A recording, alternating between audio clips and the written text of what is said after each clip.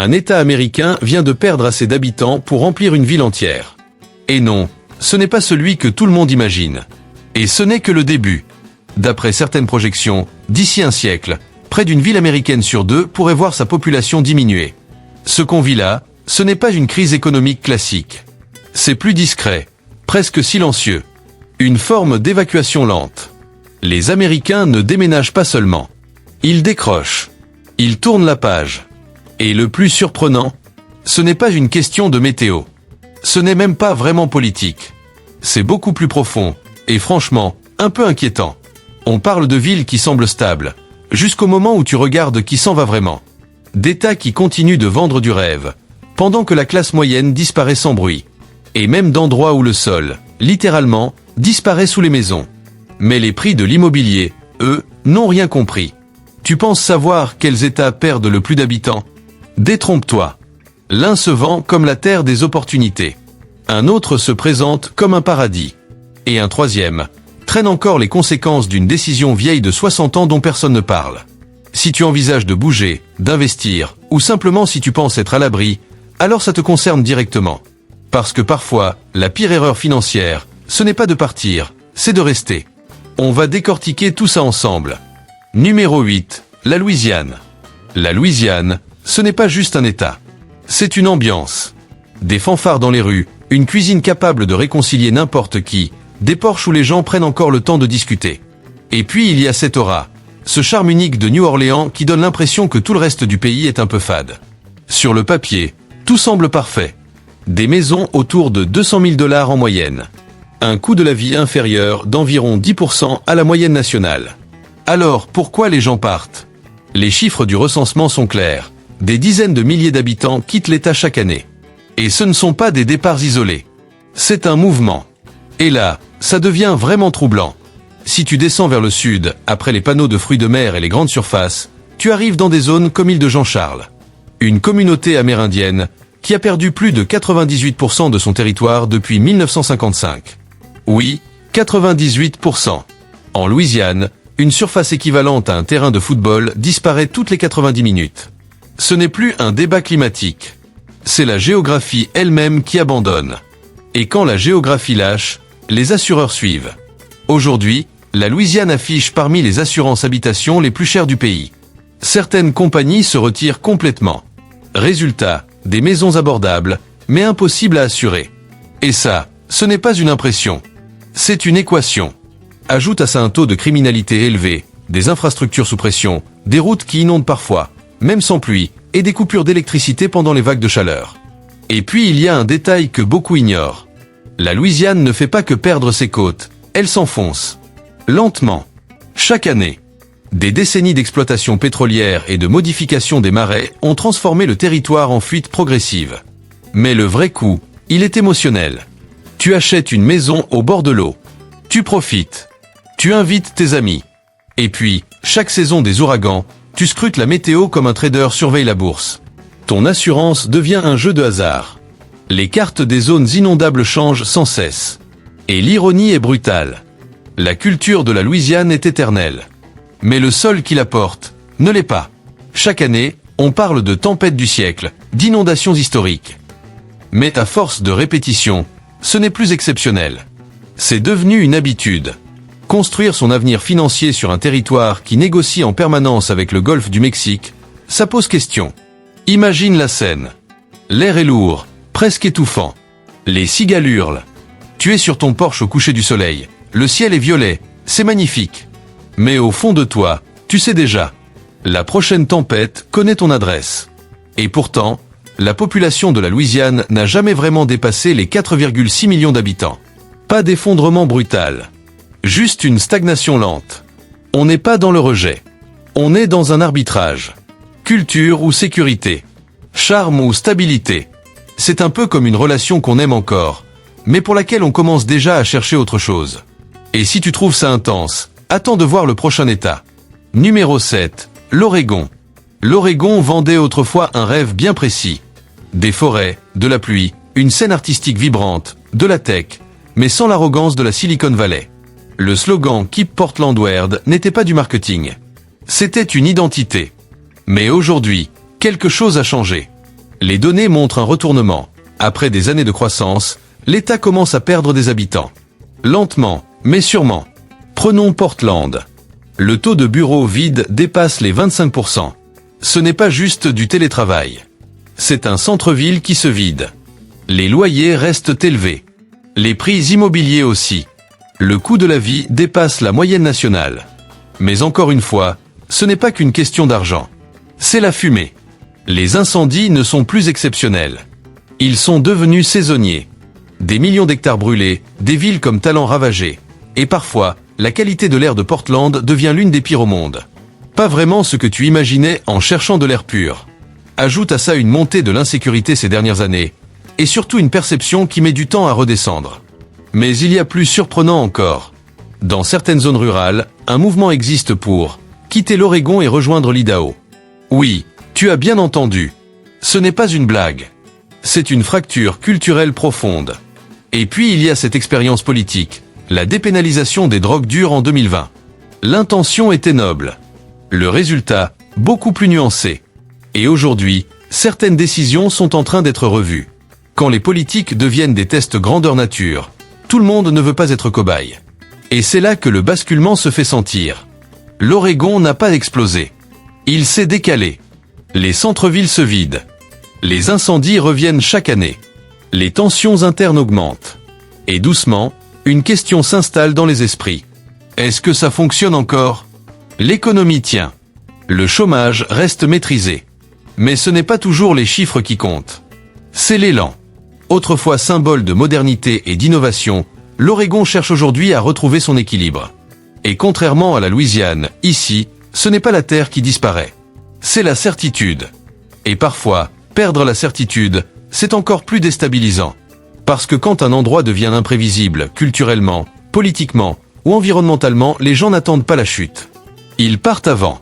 On continue notre exploration. Et là, on change complètement de décor. Numéro 6, l'Alaska. L'Alaska, c'est un peu le fantasme ultime de liberté. Pas d'impôt sur le revenu. Des chèques versés simplement parce que tu vis là-bas. Des paysages irréels, presque trop beaux pour être vrais.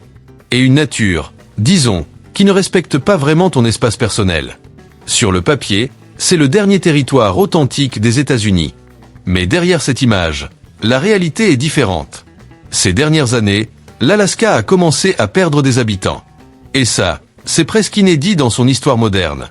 Depuis son pic autour de 2016, la population recule doucement, mais sûrement.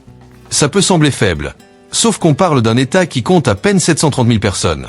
Donc quand des gens partent, ça se ressent immédiatement. Côté coût de la vie, on est loin du rêve. Entre plus 25% et plus 30% par rapport à la moyenne nationale. Les courses peuvent coûter jusqu'à 50% plus cher. Dans certaines zones isolées, un simple gallon de lait peut atteindre $10. À Anchorage, le prix médian d'une maison dépasse les $400 000. Et niveau sécurité, l'État figure régulièrement parmi les plus touchés par la criminalité violente.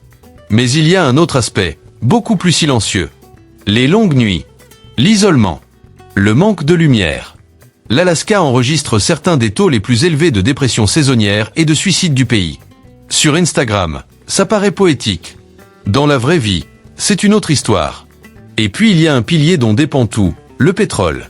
Le budget de l'État repose largement dessus. Sauf que la production a fortement chuté depuis les années 80. Résultat, moins de revenus, des tensions politiques et des débats permanents sur ces fameux chèques versés aux habitants. Quand le pétrole tousse, l'économie de l'Alaska tombe malade. Maintenant, imagine un endroit comme Whittier. Environ 200 habitants. Et presque tout le monde vit dans un seul immeuble de 14 étages. École, poste, police, commerce, tout est concentré au même endroit.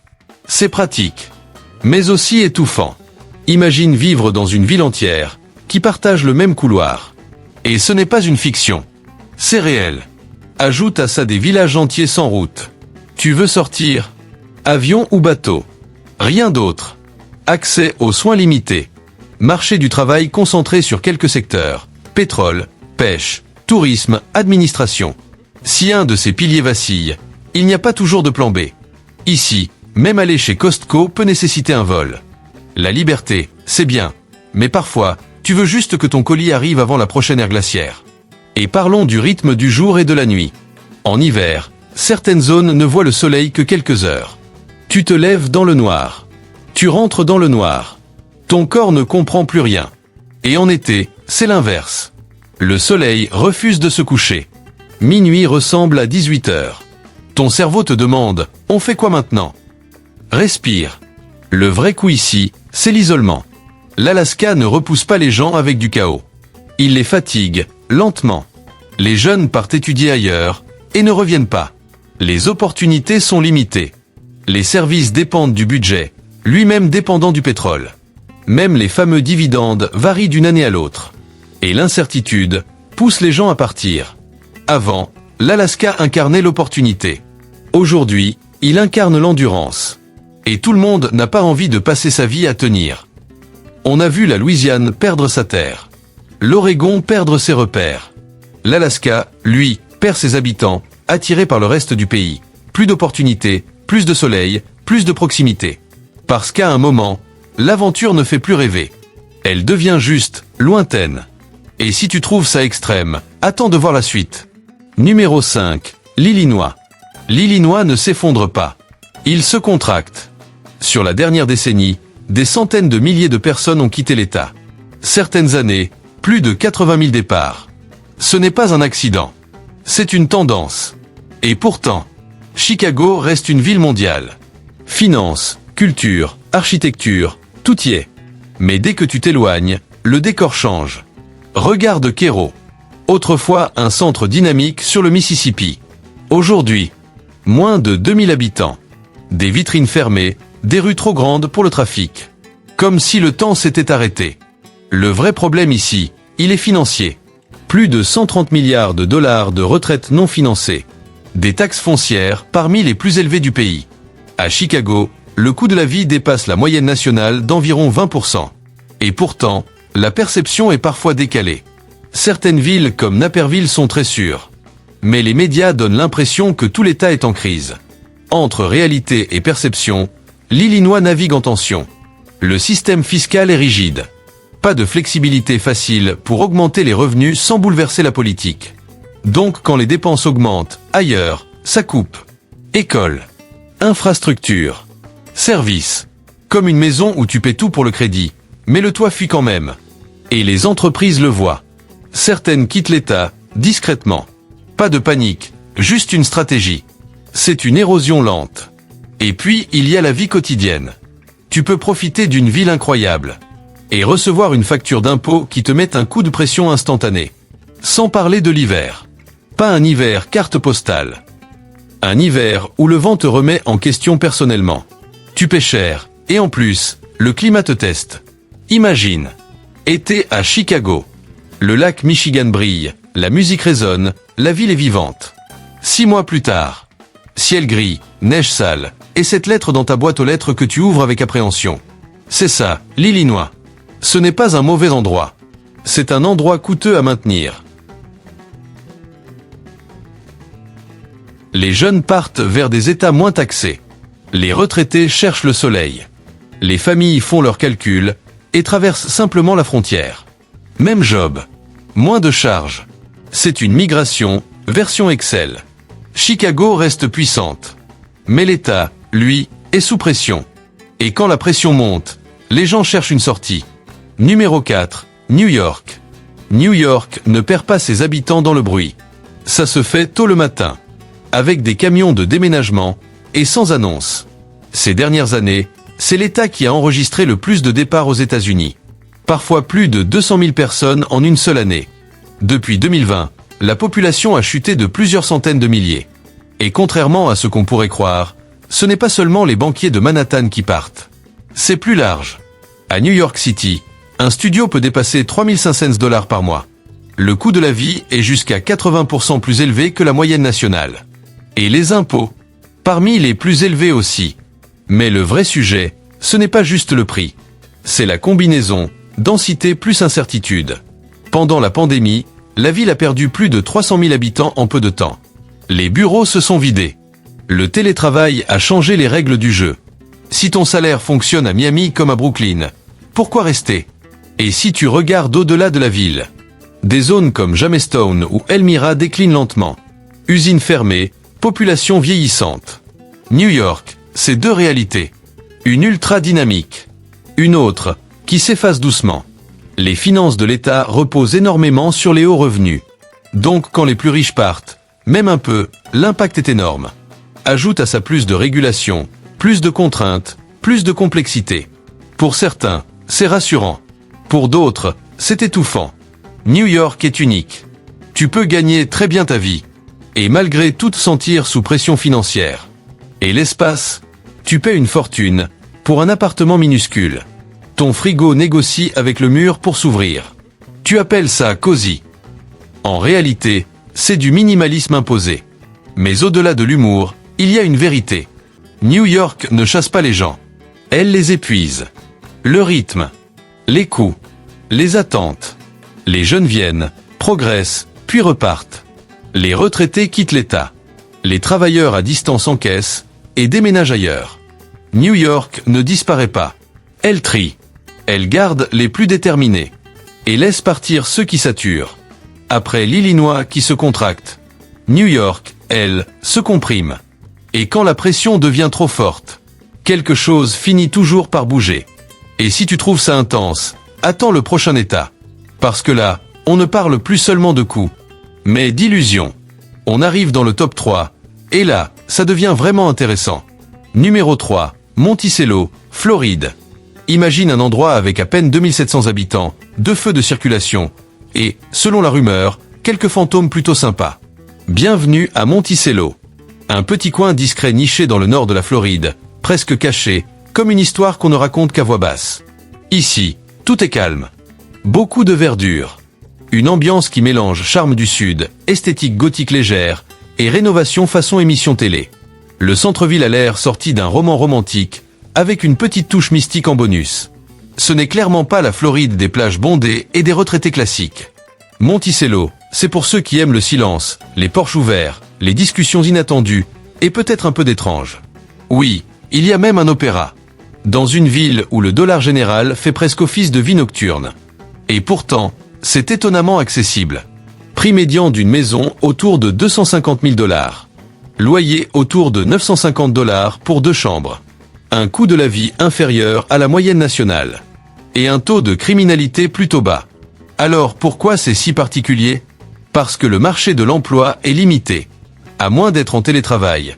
Ou d'avoir une passion pour des métiers très alternatifs. Disons-le autrement. On vient ici pour la tranquillité. Et on reste. Parce que l'endroit a une atmosphère qui te garde. Mais soyons honnêtes. Si tu ne supportes pas l'humidité, les meubles anciens ou les conversations sur les énergies, ça risque de ne pas être ton délire. Et les moustiques? Disons qu'ici, ils prennent leur mission très au sérieux. Maintenant, on change complètement d'échelle. Numéro 2, la Pennsylvanie. Le Pennsylvania donne une impression de stabilité. Un État chargé d'histoire, solide, presque intemporel. Entre Philadelphia, l'une des plus anciennes grandes villes du pays, et Pittsburgh, ancienne capitale industrielle devenue pôle technologique et médical, on pourrait croire que tout va bien. Et entre les deux, des forêts, des champs, des petites villes où le temps semble ralentir. Mais sous cette apparente tranquillité, quelque chose bouge. Depuis plusieurs années, la Pennsylvanie perd des habitants. Pas brutalement, mais de façon constante. Surtout les jeunes. Sur le papier pourtant, tout semble correct. Des maisons autour de 280 000 $ en moyenne. Un chômage proche de la moyenne nationale. Des loyers raisonnables.